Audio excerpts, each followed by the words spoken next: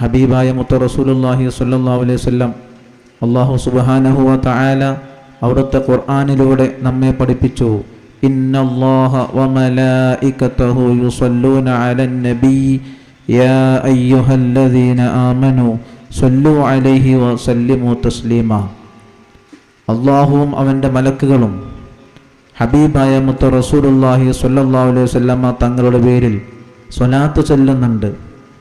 നമ്മളെപ്പോലുള്ള സ്വലാത്തല്ല അവർ ചൊല്ലുന്നത് എങ്കിലും യാ അയ്യുഹല്ലദീന ആമനു സല്ലു അലൈഹി വസല്ലിമു തസ്ലീമ, ഓ സത്യവിശ്വാസികളെ, നിങ്ങളും ഹബീബായ മുത്ത റസൂലുള്ളാഹി തങ്ങളുടെ പേരിൽ സ്വലാത്ത് ചൊല്ലുകയും അവിടുത്തെ പേരിൽ പരിപാടികൾ നടത്തുകയും മൗലൂദ് ഓതുകയും ബുർദ മജ്‌ലിസുകൾ സംഘടിപ്പിക്കുകയും വീടുകളിൽ തോരണങ്ങൾ തൂക്കുകയും വേണമെന്നൊക്കെ അല്ലാഹു സുബ്ഹാനഹു വ തആല ആ ആയത്തിലൂടെ നമ്മെ ഓർമ്മപ്പെടുത്തുന്നുണ്ട്. അത്തരത്തിലാണ് ആ ഹബീബായ മുത്ത് റസൂലുള്ളാഹി സ്വല്ലല്ലാഹു അലൈഹി വസല്ലമ തങ്ങളുടെ പേരിലുള്ള മൗലൂദ് കേൾക്കാനും ഖുർആൻ കേൾക്കാനും അവിടുത്തെ മദ്ഹുകൾ കേൾക്കാനൊക്കെയാണ് നമുക്ക് ഇവിടെ ഒരുമിച്ച് കൂടിയിട്ടുള്ളത്. അല്ലാഹു അതെല്ലാം നമ്മിൽ നിന്നും ഖബൂലാക്കുമാറാകട്ടെ.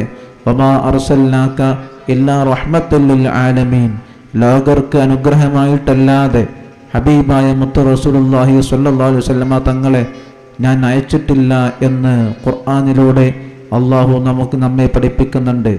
ആ അനുഗ്രഹമാണ് ഹബീബായ മുത്ത് റസൂലുള്ളാഹി സ്വല്ലല്ലാഹു അലൈഹി വസല്ലമ തങ്ങൾ അവസാനം നമുക്ക് അവിടുന്ന് മഹ്ശറിൽ വെച്ച് ശഫാഅത്ത് ലഭിതരുന്നത്. ആ ശഫാഅത്തിൽ അല്ലാഹു നമ്മെ എല്ലാം ഉൾപ്പെടുത്തി അനുഗ്രഹിക്കുമാറാകട്ടെ.